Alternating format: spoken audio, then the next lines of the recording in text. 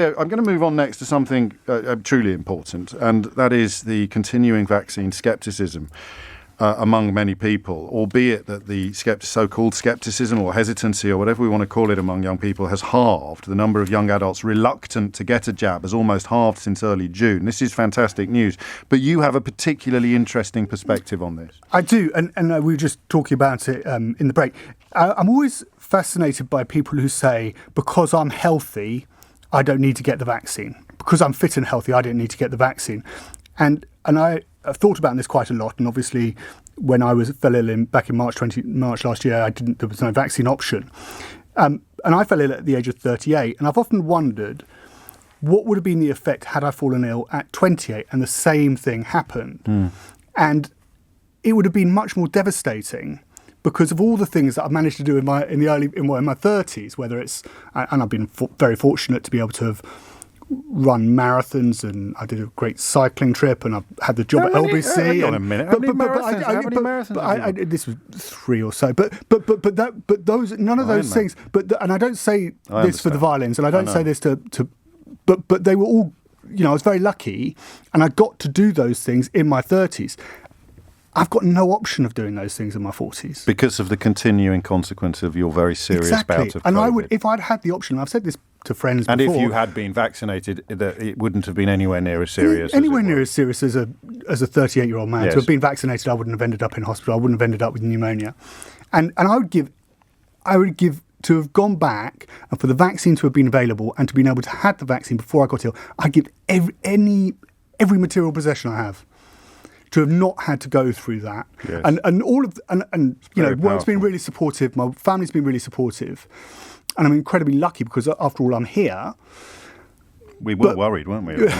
There was a sticky few days. I know. But not to have gone through, and I'm going to hospital next month for further tests, not to have gone through the last 18 months, and I'm not even talking about long COVID. I know I suffer from long COVID, but that's almost by the by. It's the damage, and I'm lucky to be able to do my job. But all of the extra things that go with, exercise and sport, yes. and sport, not enjoy. So you've lost sport. a gear or two. Yeah, but I'm still the same, and I'm still able to. Luckily hold my J's. You're still everybody's favourite political editor. But this is really important because people, and even now on the tube, the mask issue, which is attendant upon the vaccine issue, they often go hand in hand. It is young men, I notice, particularly, who seem to not be bothering to wear masks. And that idea that, well, if I get it, I'll be fine. We're seeing more and more people being reported in the news of having held that position almost until the point where they died of it. There is a so if you're 28 and you're very, very healthy and you catch it and you're not vaccinated, you could lose 2 gears for the rest of your life. Or at least for a significant number of years. I hope it isn't the case, but it still could be. Still could be, and I don't have any idea of what the next 5-10 years how they would pan out. I mean, I can do my job and I can function and life goes on, but all of the things a number of the things that I did in my 30s, I really enjoyed doing, and I took a huge amount of value from, and held a huge amount of store by. Those. They don't apply in my 40s, and I'd give my right arm. I mean, it sounds like a cliche, but to not have gone through that, and I just sort of see this vaccine hesitancy amongst younger people, and people don't realise how lucky we are to have it. I mean, it's incredible to have that option of saying it's not going to completely take it away, and there will be people who still get ill, and it's not the complete silver bullet, but it is so close to being that that I just think why risk it? Just get it. You're really speaking from the heart, aren't you?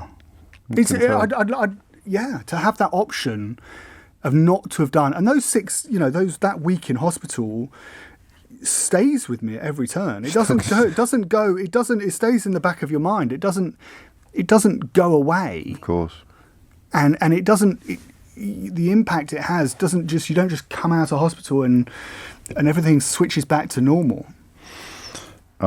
Thank you for that. That's all right. Well, it's really, really important. And, of course, it plays into precisely the idea of very healthy people thinking they don't need the vaccine, which is what we'll be talking about next.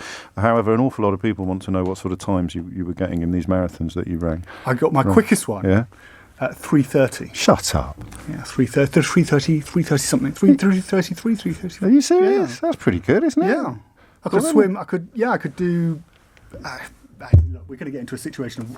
Yeah, and I feel sad. Of course. I feel sad about it. I mean, I could... Well, you've still done it. No one can ever take that achievement away from you. But it's... I'd love to have the option of doing it again. And well, that's something we've got in common then. Yeah. Neither of us will ever run a marathon. 3:33. But I don't. Yeah, I don't say it. I just say it as if you play sport and you enjoy competitive sport, or even if you just enjoy kicking a football about with your friends or going to the gym, and you just think, oh well, I don't need to get the vaccine. You're putting all of that at risk, and I can't stress to you enough. Just if you value it, if you hold store by it, if it's something you really enjoy doing, whether it's a Sunday the more you value your health, go and get the vaccine. The more you should protect it. The more you should protect it. The more you value your health and your physicality, the more you should be vaccinated to protect it. I feel a bit silly now for having so much fun with that Ofcom ruling. I didn't realise you were going to be dropping emotion bombs all over my studio off the back of it, but I'm glad that you have. I really am. Take it easy. Theo Usherwood.